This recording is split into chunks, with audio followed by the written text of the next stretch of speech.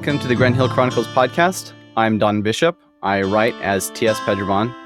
And today I'm here with Christine Eriksen, author spouse slash book promoter slash marketer slash, I don't know. Slash book formatter slash just what is happening. It's been an exciting 2 months since publication. Yeah. So for our listeners, just kind of where we are, so we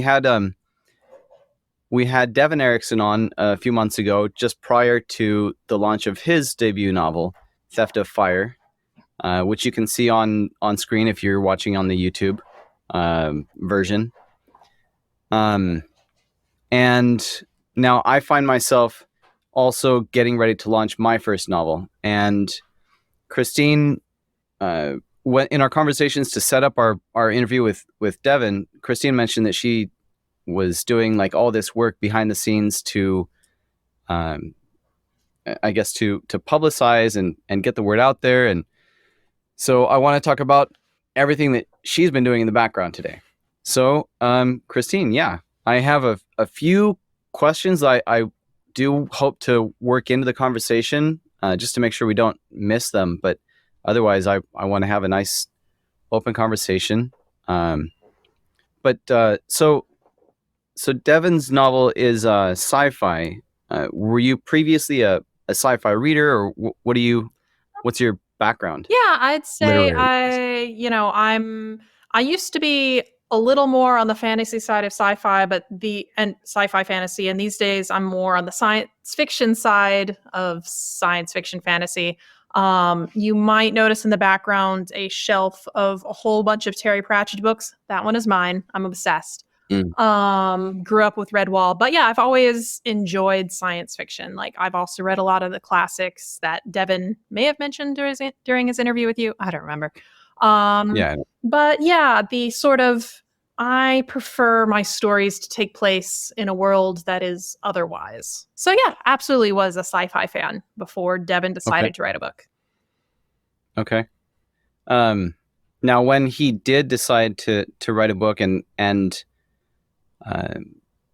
I don't know, when did you guys start looking at the process of publishing it? Was it after he already had a complete manuscript, or did he write it and then you're like, now what?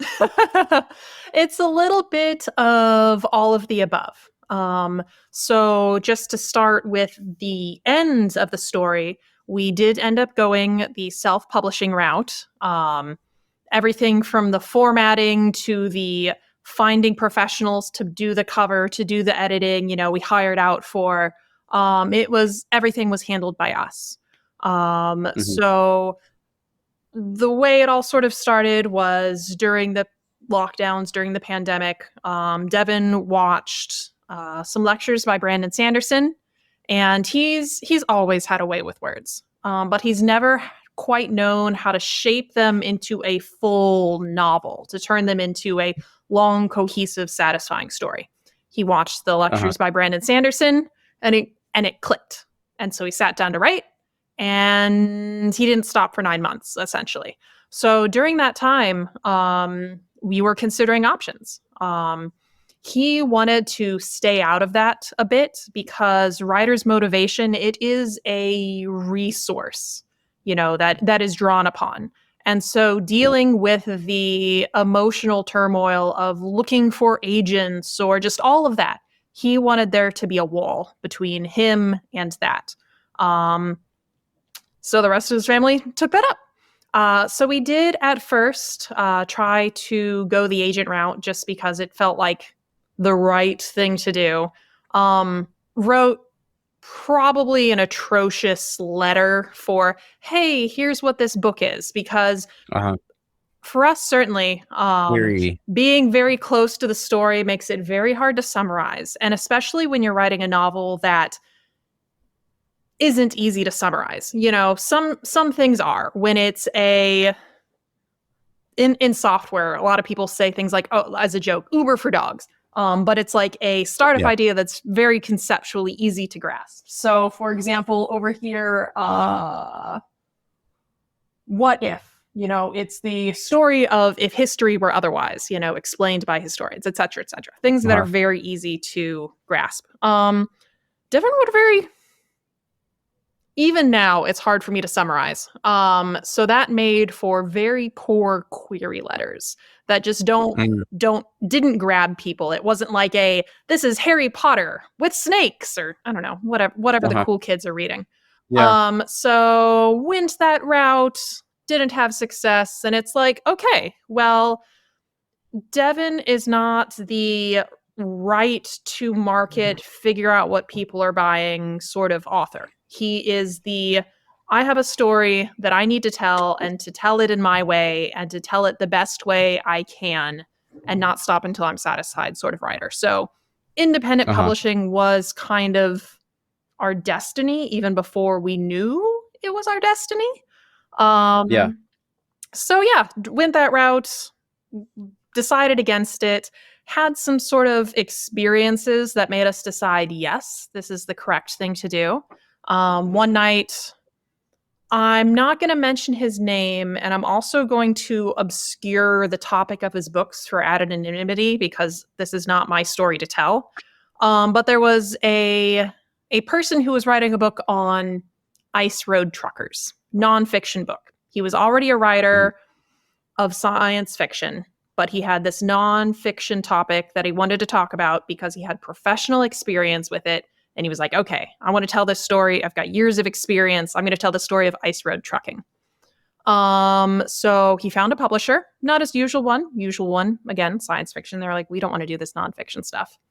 And he wrote his novel, consulted with all the various experts in his industry, wrote a very compelling, I say story, but does that apply to nonfiction? I don't know. So he goes back to his publisher.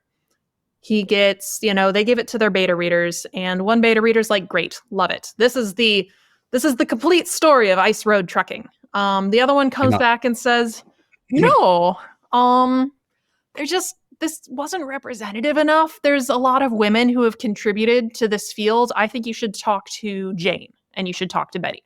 I feel like this is just the story of your friends. So he's like, okay, I'll go look up Jane. And he looks up Jane, and Jane is a bicycle courier in New York. It's like, yes, this is taking things places, and sometimes weather affects you, but it's just very different than the thesis of my story. And he looks up Betty, and it's like, okay, well, Betty is a truck dispatcher in Arizona. She's never seen snow in her life. So like, again, I see what you're going for. These women are experts in their fields, but this is not really, this would just be tokens in here. And I'm not writing a story of tokens. It feels dishonest. So he wrote a 10-page letter to his publisher person, explaining, here's why each person I interviewed is necessary and important to the story, and why these two people aren't, and these, blah, blah, blah. Basically, writing a letter asking for permission to publish his book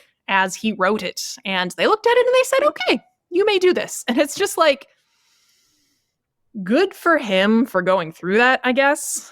But the pain. Devin never would. Yeah. He never would. He is committed to his own story and writing it his way, and is not asking for anyone's permission in how to write, how to live, anything. So self-publishing was the way to go. So once we decided upon that, it was largely there was a lot to learn. How does one get an ISBN? What is what is Ingram Spark versus KDP large distribution? Just a lot of questions that were largely answered by like internet articles. And so did you go and buy like 10 ISBNs, or did you buy? I think I bought 100 ISBNs. I bought 100. Yeah. Because it's like, when you buy 10, they're still pretty expensive each. And since you need a different ISBN for each format, it's like, okay, well, just coming out the door, we've got ebook, paperback, hardback. That's three right there. 3 ISBNs for one book. Yeah. And if you're writing a series, you're going to very easily push past 10 ISBNs. Yep. So Yeah. yeah, that was a learning experience. So yes, decided to go the self-publishing route, and then just it was a task of educating ourselves on um, in or out articles. Also attended a convention called LibertyCon here in Chattanooga. Hmm. Got lots of useful information there. Learned how to do book formatting through a very helpful presentation by John Van Stry, I think is his name. If I get that wrong, I'm sorry, John, or whatever Sorry, else. what does he do? He is an author, but he formats his own books, and he did a nice Oh, okay. presentation on here's how to format your book. And I think Theft of Fire came out very lovely. And so I credit him for a lot of just sort of helping me feel like I could do that myself. And then What did you use to format it?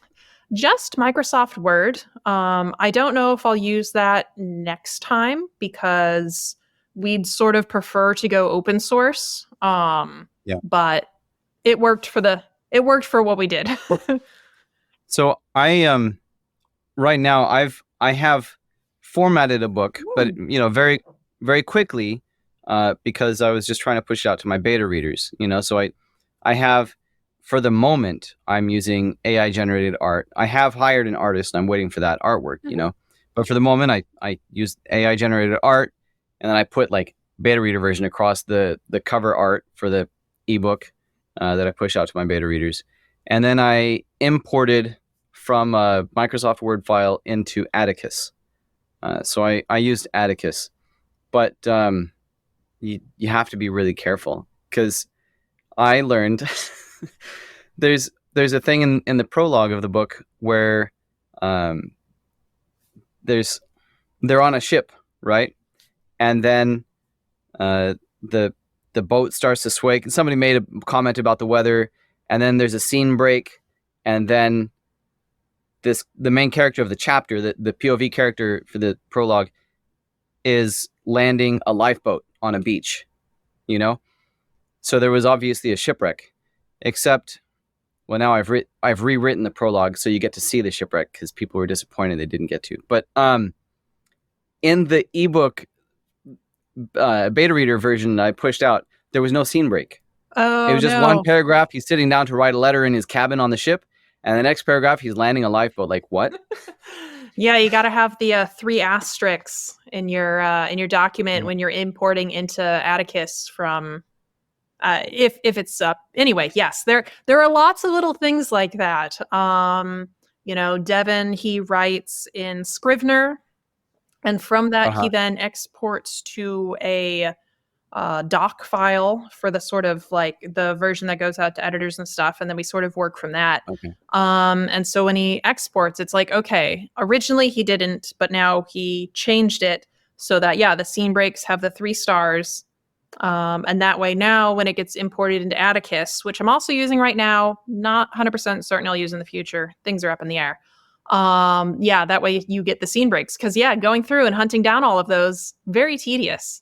And then doing a find and replace in the document for, oh gosh, I could hunt through. So I've got these little like triangle symbols. No, there was one. Anyway, I'm not going to try and show it off. Anyway, so we've got a How many scene words break is? little image. So, doing a find replace with this Mhm. picture. So yeah, there's a lot of little things to sort of learn that can easily trip you up. And yeah. Yeah. So yeah, I do want to get into like what tools you used. So you formatted with Microsoft Word, Mhm. um, and then what platforms did you upload to? Like, are you only in Amazon, or do you use Ingram Spark, or what? Yeah, we went wide. So for the Amazon Marketplace, we're using KDP for Kindle books and then Amazon physical books. To get physical books everywhere else, be it Barnes and Noble or a bookshop in South Africa, you can apparently order from Ingram Spark. Hmm. It just, it feeds everywhere. So yes, went through Ingram Spark for the other physical versions, and then I didn't like their royalty share for digital books. So for digital books, we are using Draft to Digital. And yeah, it's a little bit of a little things here, little things there, but I'm very pleased about the result because Devon's book is available digitally at libraries.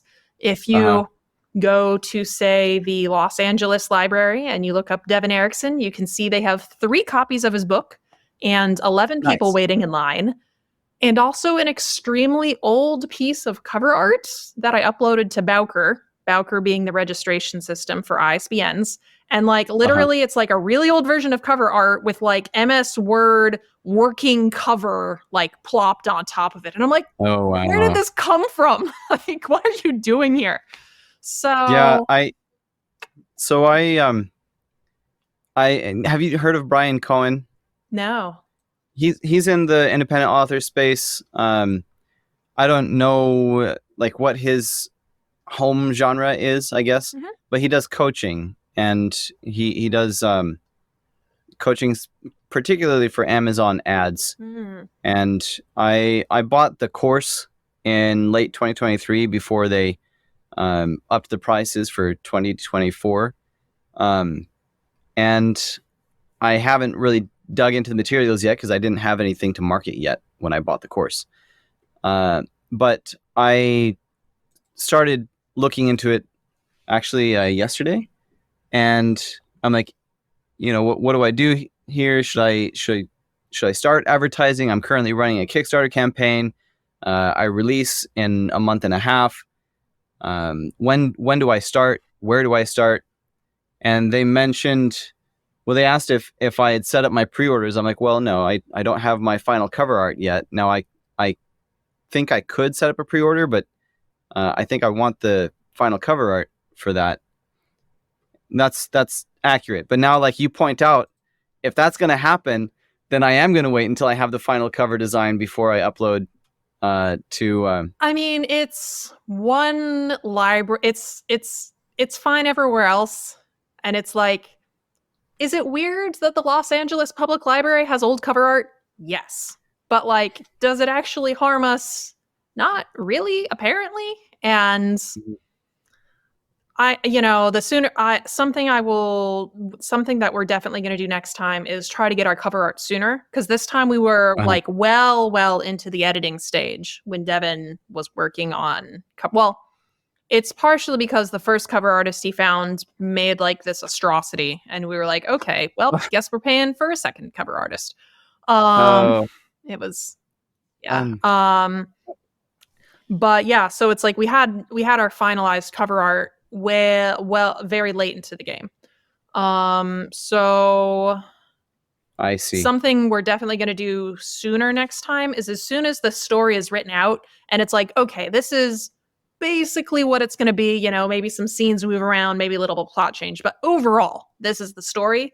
Then we're going to send it over to Thea Magrind. Devin thinks she was great. Working with her is a delight. So yeah, if people are looking for a very delightful to work with cover artist, Thea Magritte. Anyway, so as soon as the story is like, here is the story, it has errors, blah, blah, blah, who cares? Gonna get it to her so she can start conceptualizing what is the cover art gonna be, and then we can have it much sooner in the process. Because if you can pin that Uh-huh. down, great. And that way you don't just have Yeah. working title like uploaded Yeah. into Bowker. Yeah. Well, and one thing that I'm trying to be careful of is that some people really carry a strong symptom of wanting to throw shade at AI. Now, I prefer a real human artist, and I did hire one. Mhm. I don't have that art yet. In the meanwhile, I have. Let me see if I can show you. Nope. Oh, yeah, it's just really big. So like I could upload with this thing. Mhm. But I would prefer to wait for the final thing, and also for my Kickstarter campaign and for other graphical reasons, I've been using this image, Mm. and I think it looks pretty Yeah. nice. And this is actually not one single image. I I got the black unicorn generated and I got the girl generated in two different images, not intentionally, but in one image she turned out, in another image he turned out, and so I did some editing to put them in the same image. But yeah, it's certainly controversial. I think there's a lot of people who are particularly, I want to say deranged about it. You know, they say, oh, there's this like shading that's used in something and that was used with it's like, I don't know, it's very strange to me. So I don't have any particular opinions on it either way.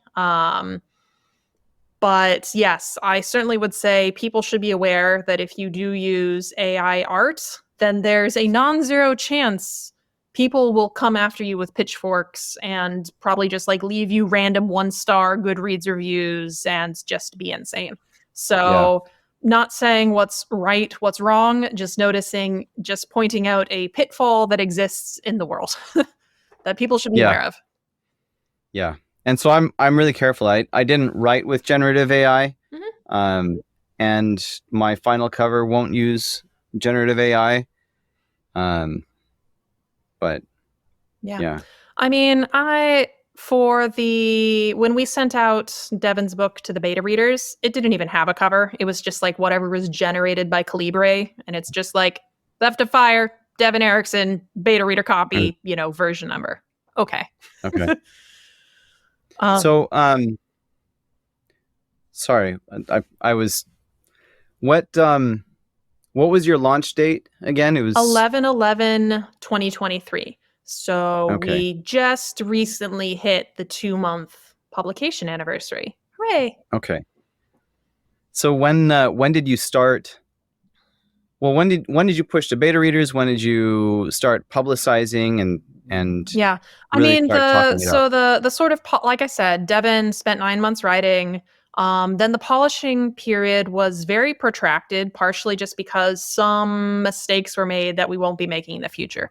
In the future, we will not be hiring a developmental editor because that was a huge waste of money, huge waste of time.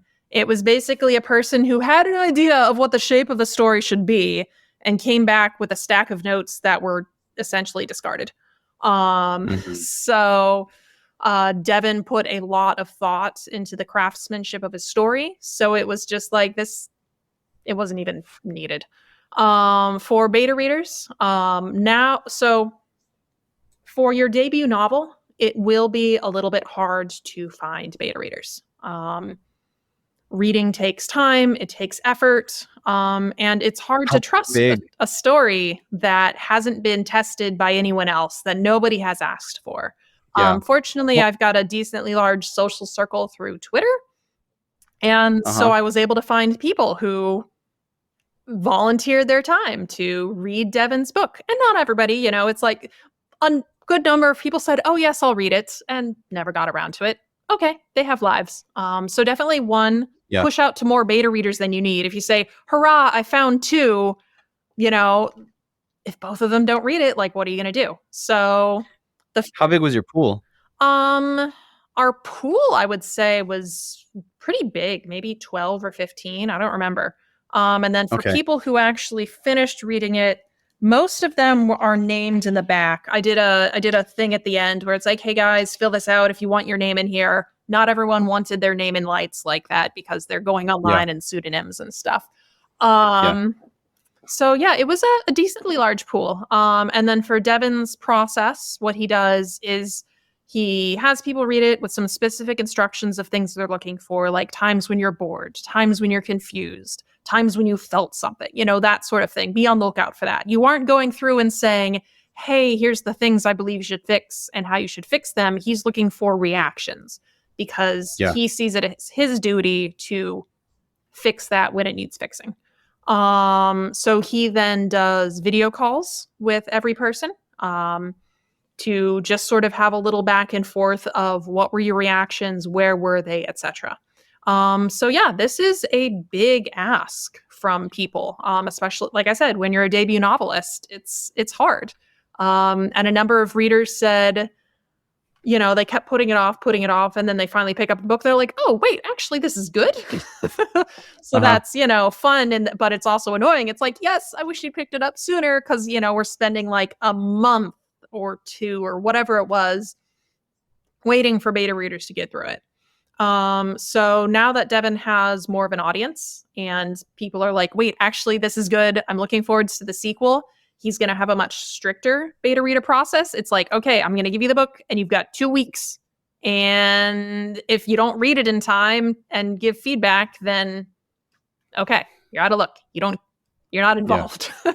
So it's very much learning processes. And of course, me on the marketing side, I'm thinking already, okay, well, how do I turn beta reader opportunities into marketing? Because it's not obviously what's important Mark? is write a good story, write the best story you can. For any specific marketing advice I do here, it will only apply to books that are very good. And I sound very pompous saying that, but the fact of the matter is the way the self-publishing industry is formatted right now is it financially incentivizes publishing books as fast as you can. If you can shove out Yeah. 4 books a year, 6 books a year, you'll be able to algorithm max, etc. So like if you want to do the sort of like 20 to 50K style of publishing, that's absolutely a viable direction. I will not be able to help you. Like the specific marketing strategies I use can only be applied to books that are one, excellent, and two, not created with a very overwhelming publishing schedule. Devin aims to do one a year, and it will probably take a little bit of time to find that cadence. His next, it would be great if we could do 11/11 every year. Box of Yeah. Trouble, which is the sequel to Theft of Fire. It might take a year and a half. We don't know, but he is devoted to his craftsmanship. Yeah. Yeah. So I'm kind of in the middle. Mhm, I love the thought of releasing books frequently mhm. because you keep readers excited. Yeah. Um, and I think that's a great thought, and that's something that's great for readers. Mhm. Um, but they often talk about releasing, a book a month, and this book took me about 2 months to write once I finally could give it full time. Mhm. Uh, but then there's all the work to publish it, and Yes. that's more time. Mhm. Um, and this is I have the onus to earn a living for my family. Yes. And we're unfortunately, due to circumstances, in a nice house. Oh, woe It's is you. expensive. I say Yeah. joke, but yeah, I understand. We intentionally found a place that we're like, we want a place that's going to be awesome for our kids to grow up in.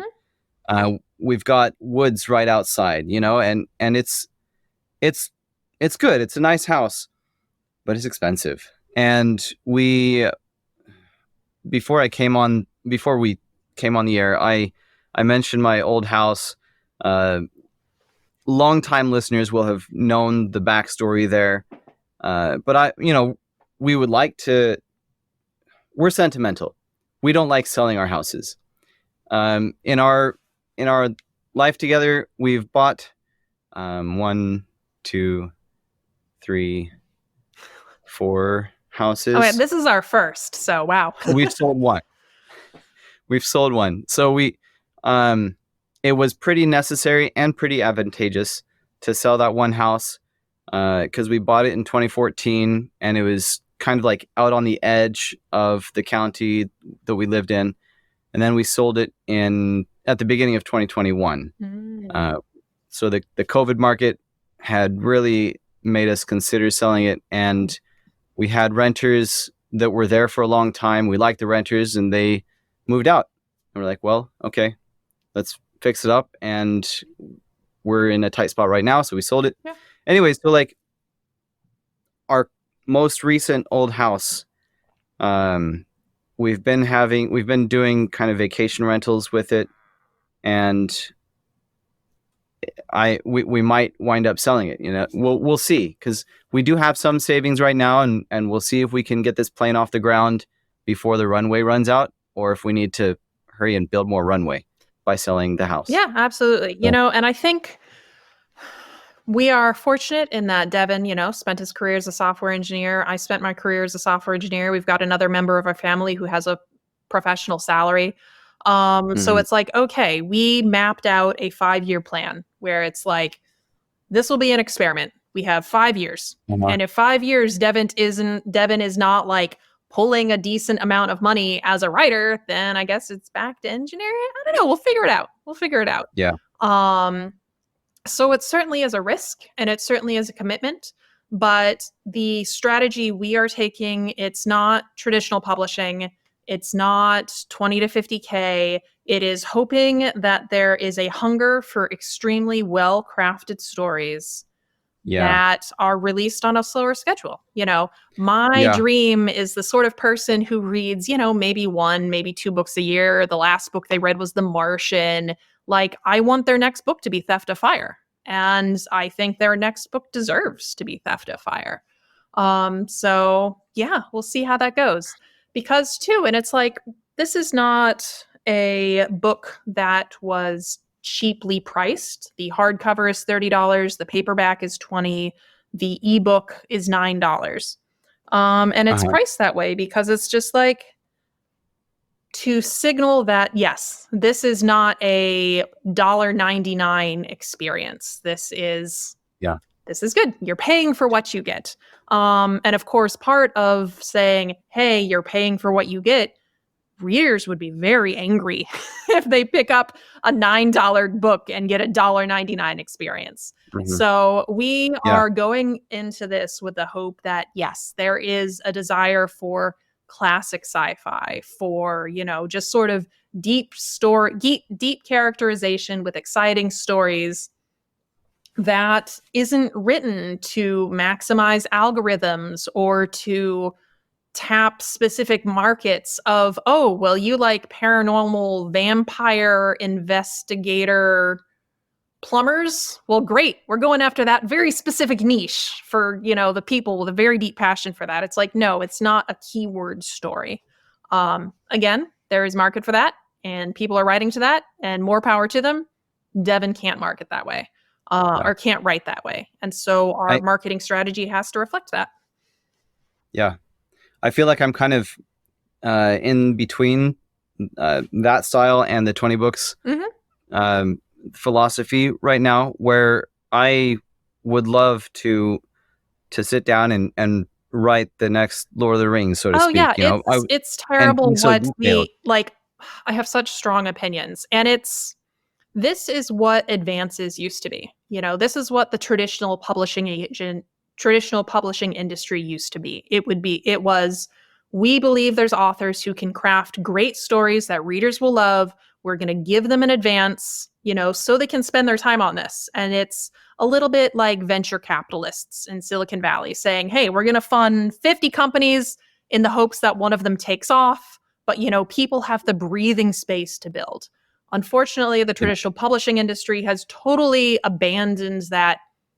I don't want to say responsibility, because responsibility feels foisted upon from the outside, but I can't think of a better word right now. I'm going to keep rolling. Anyway, they have abandoned that. And they instead of going, what will readers love to read? What will delight them? What will just captivate them? They go, what messages would we like readers to read? Who would we like them to read? And that is what they pursue.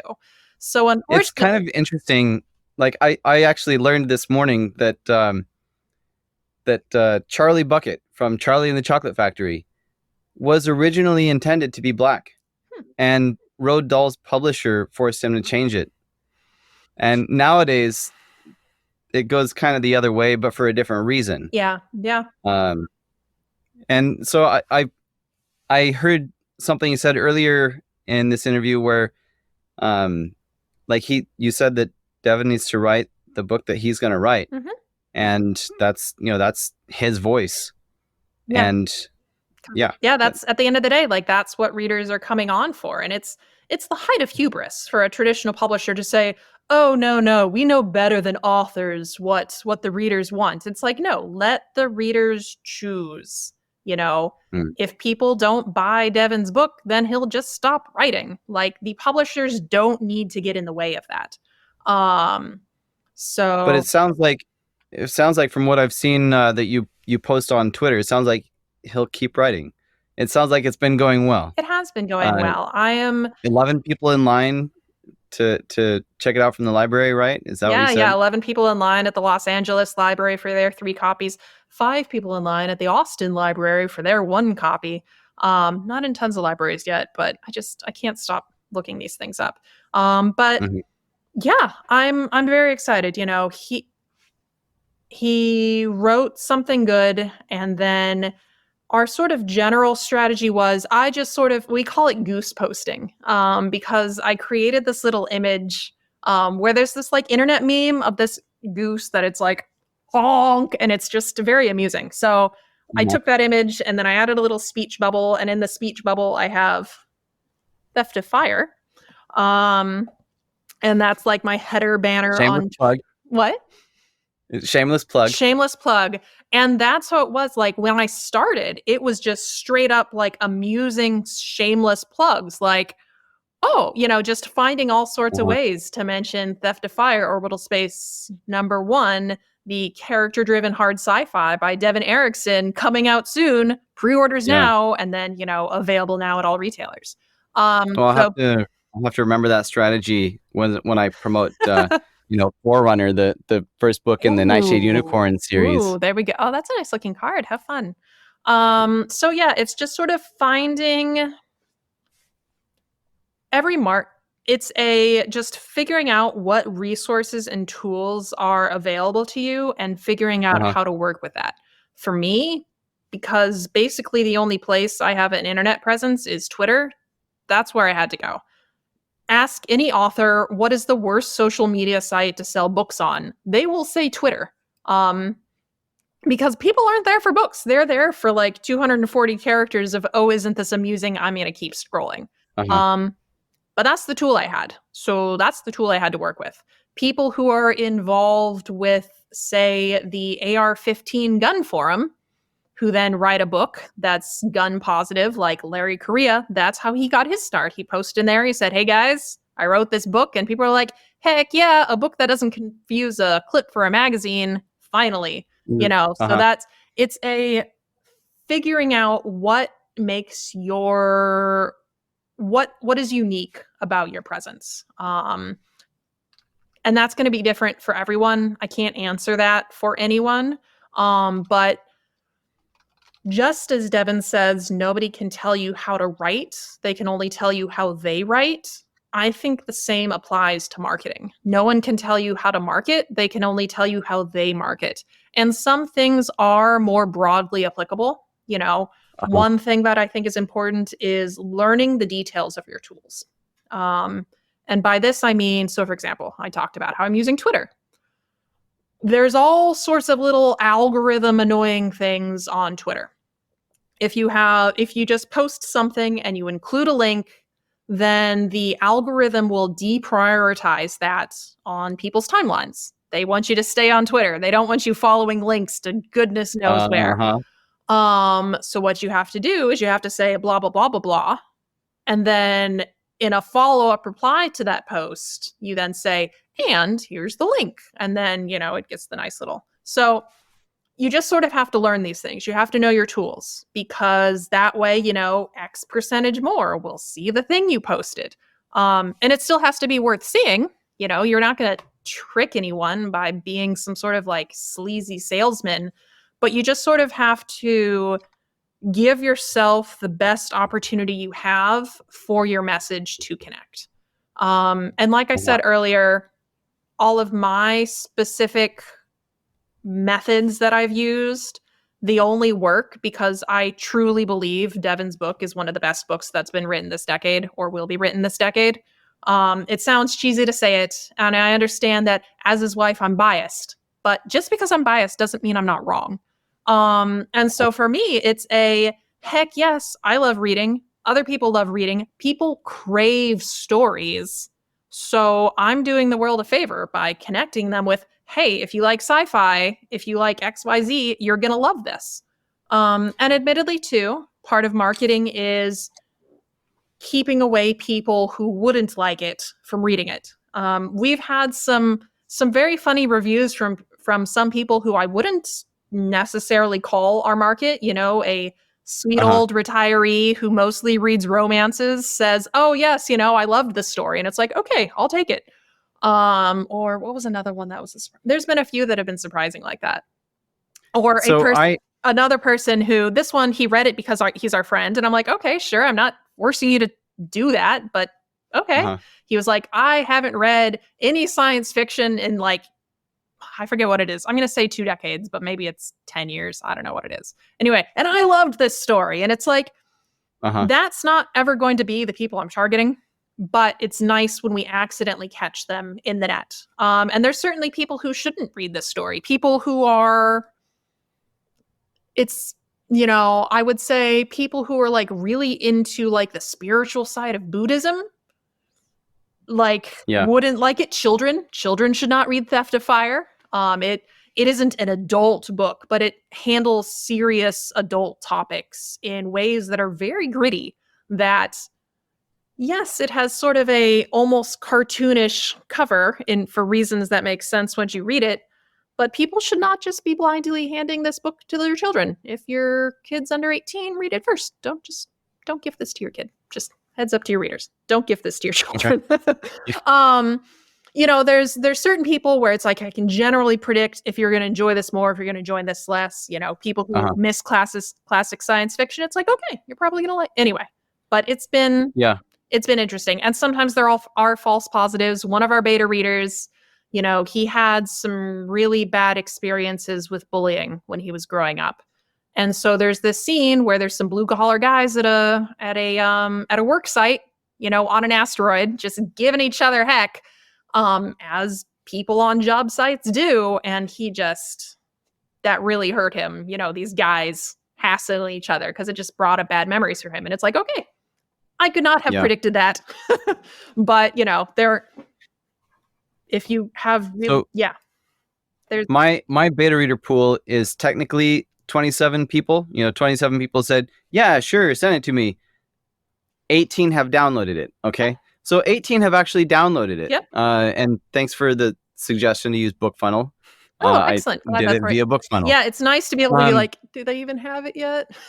But my first reader is my 12-year-old daughter. Okay. And, you know, I printed it out and actually sewed it together. The binding is just hand sewn. Oh, that's fancy. That's gonna be a treasure someday.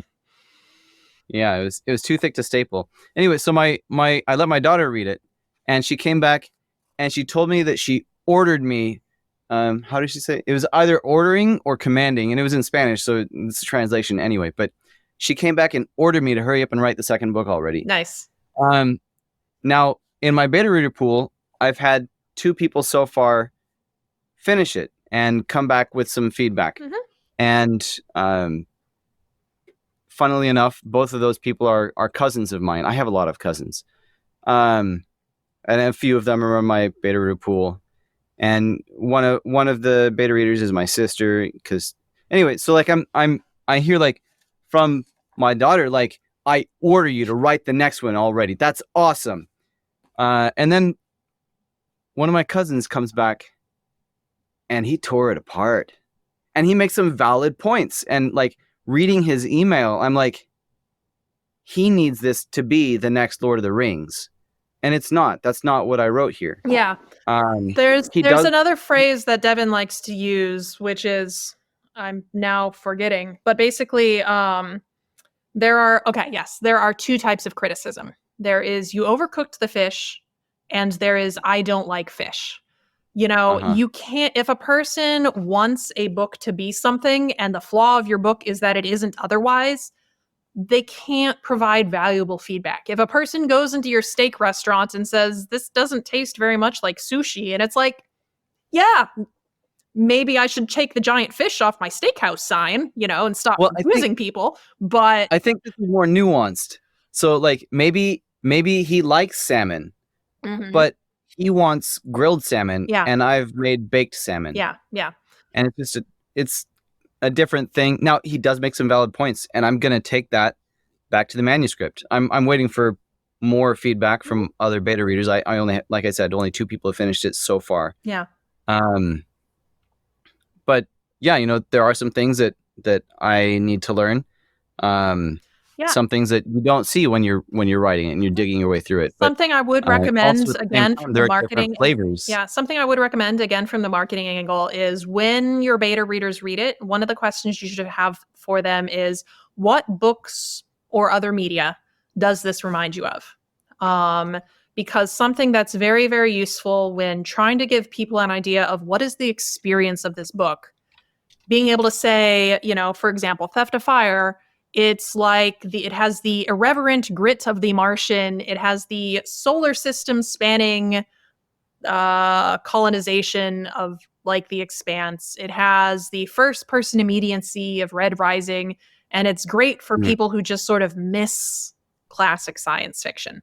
And so people in there will hear like, oh, I like this and this and this, I might enjoy this. Or they might say, oh, that sounds awful, I didn't like any of those. And it's like, great, don't read this book. If you don't like The Martian, don't read this book.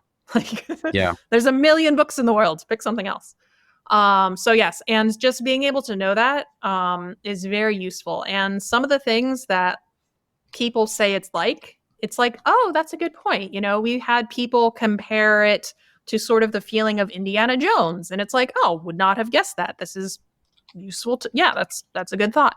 So definitely ask beta readers, what other media does this remind you of? I definitely will. And then you can then use that in your marketing, like target people who say they like X. Well, if you like X, you're going to love Y.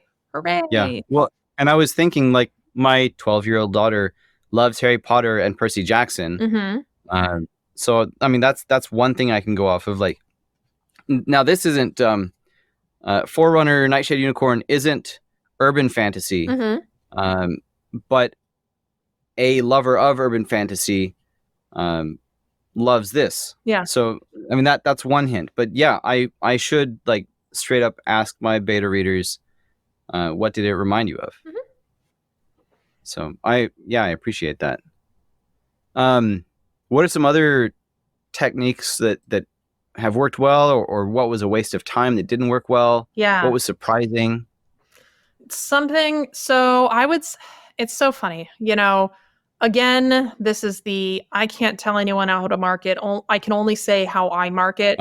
And I do think a lot of this is just down to who Devin is, what his story is, what we're doing. Something that absolutely did not work well for us is programs where you pay to use them to distribute the book to get people to write reviews. Because those are really into fantasy. They're really into romance. So just like Devin's book isn't the right genre for those. So it's like, hooray, just paid like $60 for like one person to give it a 4-star review after reading it and going like, yeah, this is okay. And it's like, cool, this wasn't even for you. But if you write the right genres, then that's like, yeah, absolutely. People are like, hooray, I want to read free books and I'm excited for this and I want to experience it. And then they want to tell people about it. So cool. Those tools exist. We won't be using them in the future. Other things that, again, because we're doing this sort of more slow release cycle, we have not spent any money on Amazon ads. I don't even know how to do that. And the reason we did that is Amazon ads are most valuable when you have a backlist. You have 4 books in your series or whatever, or at least a sequel. Because you pay for someone, you pay a certain amount of money, and that convinces a person to purchase your book. And then there's about 50% odds or whatever that they're then going to then purchase the sequel. So it's like, okay, the amount you earn per ad spend, it grow, you're making 50% more because there's a sequel for them to buy. There isn't a sequel yet. Devin is currently working on Box of Trouble, like literally currently, he's up there typing away. But there's no way for people to convert like that yet. So we didn't pursue that route. I don't know. there's a What lot about of newslettering? Do you newsletter? we have a newsletter. I think it has like 250-ish people subscribed at this point. But like That's way more than I have. It's but 10 times what I have I mean, right now. when Devin published, he had maybe like 15 of my friends Okay. on there. Something I also would absolutely That do. makes me feel less bad about my 24 Yeah, well, because it's like, 24 person long why list. would anyone just volunteer to have their like email spammed up by, oh yeah, this is an old version. Well, something I won't show you in here because it doesn't exist in this version is at the back we have the journey continues, leave a review on Amazon, tell your friends, blah blah blah. And at the bottom I have a QR code, and then under the QR code I have the URL because not everyone wants to bother with QR codes. And Yep. it's like, hey, go here to sign up for the mailing list and get a free bit of flash fiction. It's not a whole short And story. is that all at devineriksen.com? Yes. So actually, that short story is available on devineriksen.com, but that QR code goes to a specific MailerLite sign up page that then marks incoming people as, yes, this person is coming here because they read the book. They want the sequel. So, like, just for me, from a immediately designating, okay, this person, they've already read the book. Like, I don't really need to be sending them sales emails about Theft of Fire because they already Yeah. know it exists. So you have different populations. Trying, they're really fuzzy right now. I know I gave the advice earlier of learn to use your tools. I did not follow that advice for MailerLite. Our mailing list is a mess. Like, I don't know. I don't know. People are not segmented well. So I on that. So my newsletter, I created it like 2 years ago, technically. But I've done very little with it until recently. And so like recently I sent out my third newsletter within 2 months time. And my aim is to be bi-weekly. That's and was I'm bi-weekly aiming twice a week to or every 2 weeks? every 2 weeks. Okay. I was going to say twice a week sounds like a lot. Yeah. No, every other week. Okay. And my aim is to share a short story with every newsletter that I send. With my last one, it was actually an old short story that I hadn't sent out with the newsletter before, so it counted. But where was I going with this? The reason that I hadn't done anything with it for a good long while is because it was slow. I set it up on my own website, on my own WordPress site, which ran slow. And the newsletter, the plugin that I was using to manage the newsletter was even slower. And it pained me. And so recently I upgraded my hosting, and it runs so much better now. Nice. So I have good hopes in the future, but I have to wake myself up to it, like wake up the hopes that I had before when I created the newsletter in the first place, because I let them die for so long because it was insufferable to use. Yeah, well, and I don't know what our website doesn't have metrics yet. I don't think. Maybe it does. I don't think it does. It's a whole story there. But definitely for your newsletter, if you can have. I'm gonna be joined now by my wife, Lila. Hello. I don't know which direction I should be waving to. Let me adjust. Oh, am I showing up? Not It for depends. me. My screen is a little bit like cropped because I don't know how it works. But hello, You're in the Mr. Bishop. recording, but if we split, so let me adjust the. Let me just shift my screen. No, we can have a little powwow and just talk about what it's like to be the wife of an author. But yeah, if your newsletter doesn't have metrics, I would definitely see if you can integrate that in some way, both to see how many people opened this newsletter, how many people clicked things after they opened. It does actually. Okay, great. It's pretty nifty. Hooray! But yeah. So Lila, you can kind of see notes. These are questions I brainstormed alone before we started, and these are notes that I've taken during. Okay.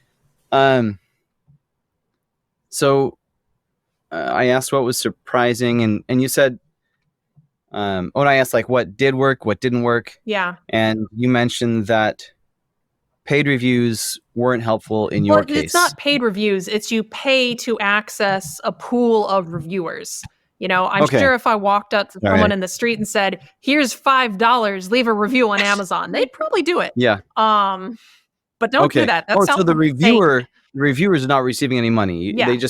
You're paying the pool owner. The pool owner, yes. And then people get free books. Like that's how this works. So it's people who love reading, who are willing to risk their time on new books, who are then excited to read new books. And like I said, they tend to prefer a little more like fantasy romance thing. So yeah, I'm just not the correct genre.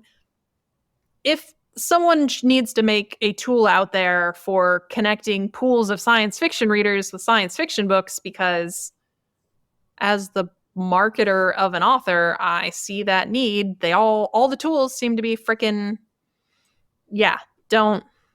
Oh, and it's also, that's true. So my example of like, if you walked up on a street and said, "I will pay you to leave a review," that actually would be against Amazon's terms of service. And so if a person receives the book for free, then they have to say in there like, "Yes, I got this book in exchange for, an honest review."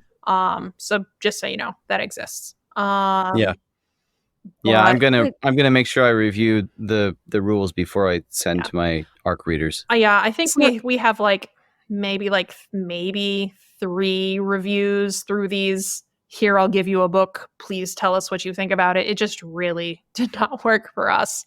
But which is nice, because people who are passionate about your book tend to leave much more like thorough and thoughtful reviews.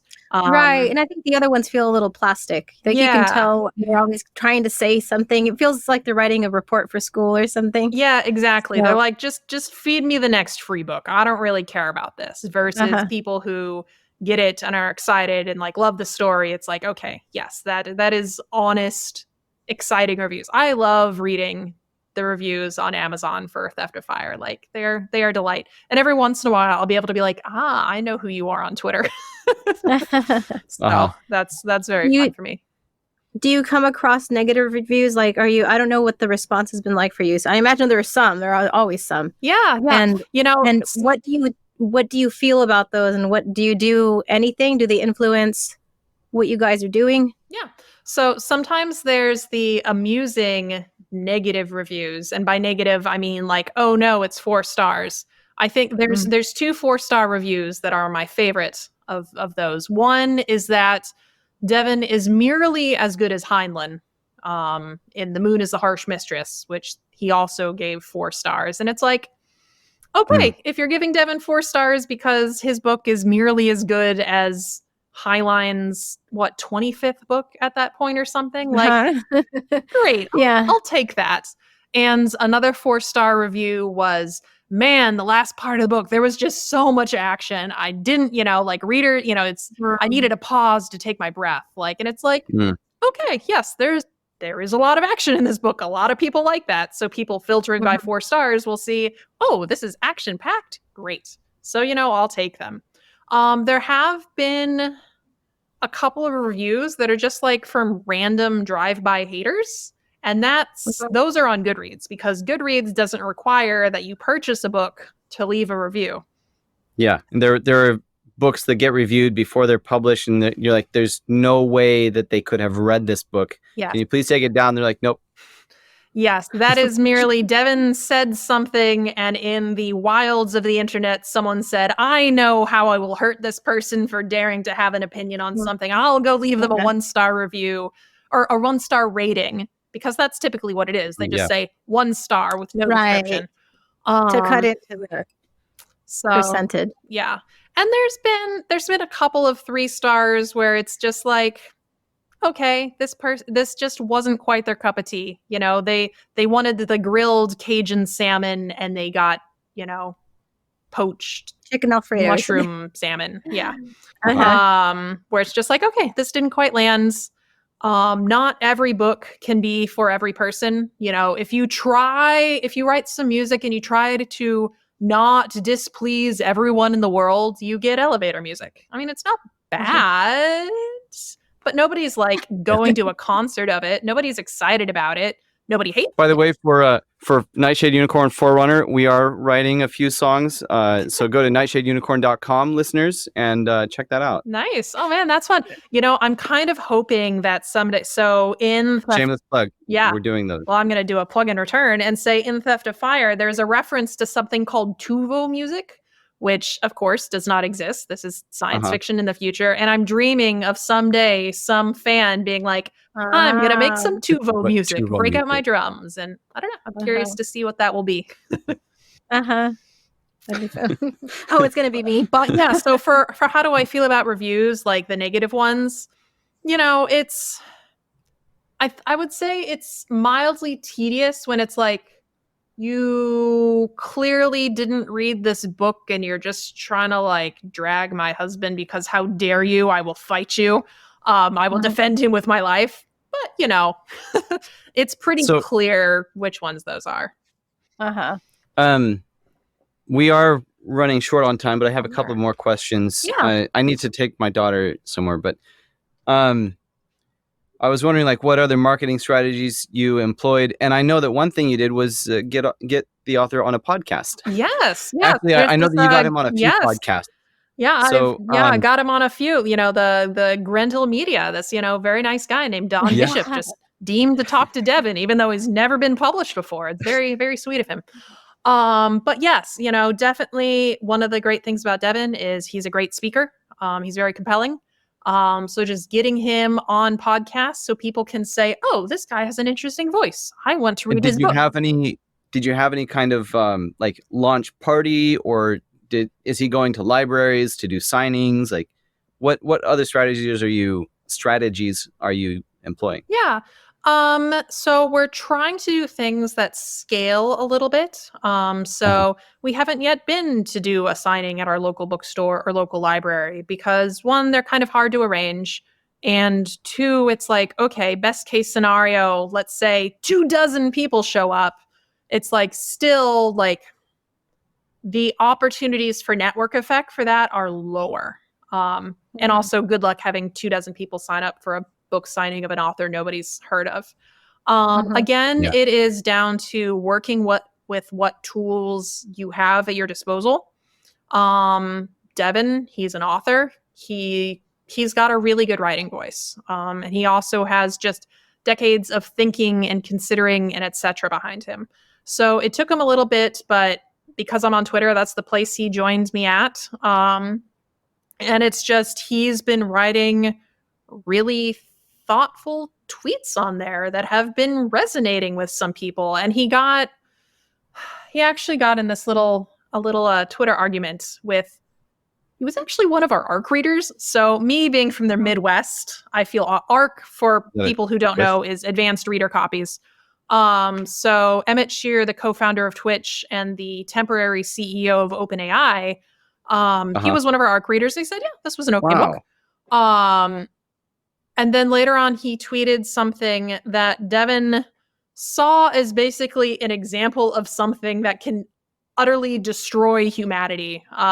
Just some thoughts on economics and how...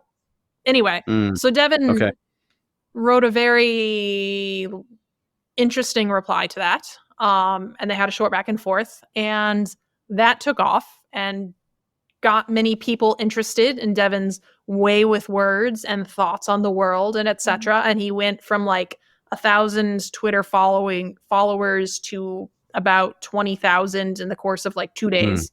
And so, yeah, for him, it was just like his particular way of communicating and saying words, just finding the right audience. And that was a place for that. And so things have been a little bit of a whirlwind. They're settling down now.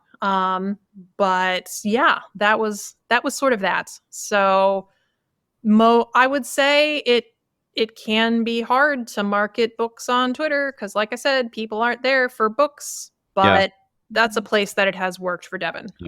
Could this have worked on Facebook or something else instead? Yeah, maybe. If we had the setup for a YouTube studio or something, I'm sure he would do great on YouTube's. But instead, yeah, like you said, going on podcasts, getting him in front of different audiences, thanks to that Twitter thing, it's opened up the opportunities for some more podcasts. So he's going to be in front of some different audiences, people who care about real estate, people who care about Bitcoin. Like, he's just got some random podcast appearances coming up. But it's like, hey, here's some audiences, here's some new faces. So like, I would say that is certainly one of our strategies, is because we are outsiders to the book world, because of, like Dawn, you're friends with a whole bunch of authors. When it's time for your book to be published, you're going to be able to get some known authors to say, yes, this book is fun. This is the greatest unicorn adventure since, the Black Unicorn or whatever. Like, you're going to be able to find people who are interested in that. We can't. Nobody knows who we are. Like, we're software engineers. So who we know instead are science fiction readers. And so that's the angle we took. I said, okay, who do I know or tangentially know who likes science fiction, who would enjoy this story? And I would stalk them and I would say, what are they saying about other books? Okay, great. This person would like this Theft of Fire, or no, this person wouldn't. And sometimes when I was on the edge, I would be upfront with that. Robin Hanson, I said, he wrote something called The Age of M. And when I reached out to him, I said, I don't know if you would like Theft of Fire. Here's the reasons I think you might. Here's the reasons I think you might not. It exists if you want to check it out. And he checked it out and he said it won him over. And it's not as intellectually stimulating as he would want, which is why I thought he might not like it. He likes very high concept stories. And for Devin's book, the high concepts are nicely embedded in an adventure and interpersonal growth. But yeah, so like that was an angle available to me as a software person. Book people can actually get recommendations from authors, which was not available to us. So I have a question. It sounds like you mostly pursued your current contacts and those who you thought might be interested, and then other things just came in kind of randomly, like the Twitter. Did you pursue any specific people that you weren't already in touch with that you thought might appreciate it? Like people that you didn't know that you knew of? And did that go anywhere? But they typically had like one or two jumps away from me, So it might be, I don't know, like Emmett was one where it's like, I don't know him personally, but I know a bunch of people who are connected to him. So there were some jumps like that. There were a couple I reached out to that were far flung, and that didn't work out. There was a couple of authors I reached out to. One of them, him and Devin have both aligned and unaligned political philosophies. There's some things they really agree on, the importance of open source, the terribleness of Audible's, royalty share with authors, et cetera, et cetera. They're very aligned in some ways. In some ways, they're very different. Devin, very much a capitalist. This author, more socialist. But I thought he might enjoy Devin's story for some reasons. I reached out to him. I said, hey, blah, blah, blah. And he goes, love it. Good luck. I'm really busy. And that's, very sweet of him to reply. And that's the thing. Authors are really busy and they're being thrown random books from unknown authors 20 times a day. So like we had no way to stand above that crowd.